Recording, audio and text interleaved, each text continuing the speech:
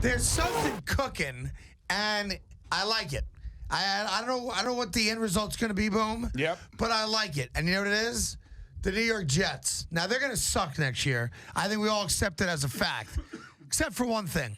What's that? The New York Jets are setting themselves up to be extraordinarily aggressive.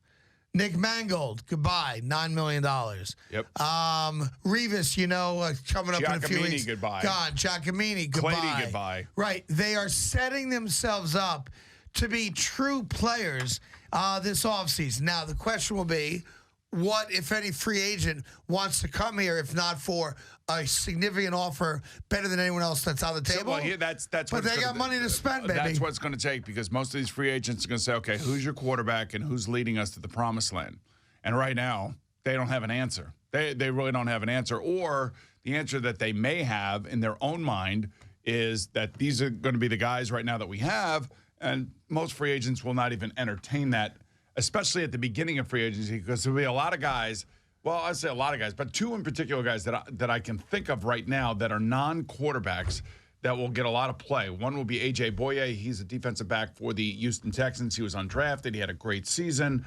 The Houston Texans would like to keep him. They don't want to tag him because they feel like the number's too high. So he is going to be like on the tips of everybody's tongue in the NFL. Sure. And so will Logan Ryan from the New England Patriots. I'm sure Martellus Bennett will get a sniff. I don't necessarily know the Jets would want to bring him in here.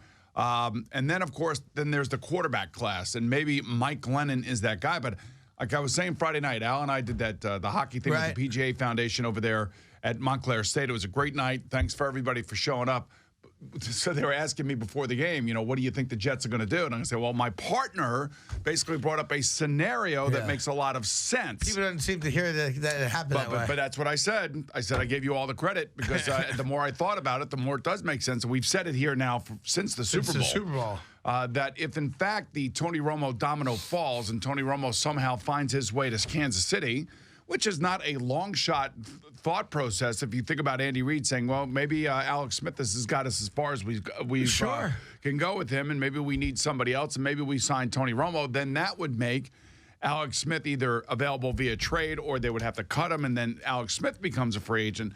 Then that would make sense for the New York Jets because they are going to be running the West Coast offense. They don't have anybody right now as we speak versed in the West Coast offense. So these two kids that can't even work with their coaches just yet because of the stupid CBA are going to be behind the eight ball anyway. So they're going to need a veteran presence that understands this offense. Now, whether it's Mike Glennon or whether it's Alex Smith or whether it's Josh McCown, which it could be, or Brian Hoyer, which it could be. There are guys there. There's going to be somebody of that ilk is going to be the veteran presence that the Jets desperately need. You can't tell me with their pick that they're going to pick a Deshaun Watson or a Mitch Trubisky from North Carolina and say, hey, go in there and run the West Coast offense. No shot. It's just not going to happen. Nope.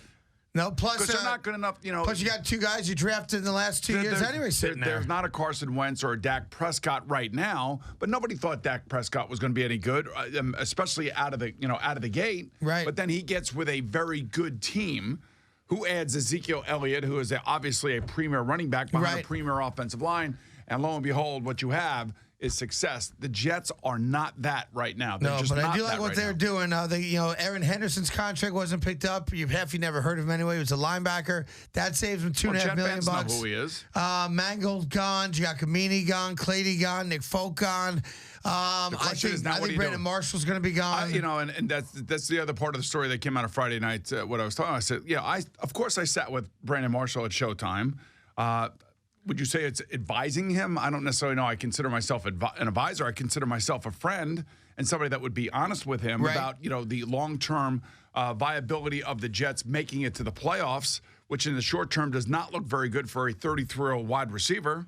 And I'm sure that the Jets would love to keep a 33-year-old wide receiver because he's sort of a, I guess if you would say a security blanket. Oh, yeah, definitely can. But, I mean, a security blanket for whoever is quarterback. But, look, if you want to get through the New England Patriots, there is a lot that has to go on here. They're not ready. They're not going to be ready. But my only point bringing the Jets up now was they're being aggressive in getting themselves in a position where they can bring in 2 or 3, maybe 4 free agents. Well, they're either loading up. And I think that's great. They're either loading up for defensive backs or they're loading up for, a quarterback of some sort and removing the impediment that is the salary cap.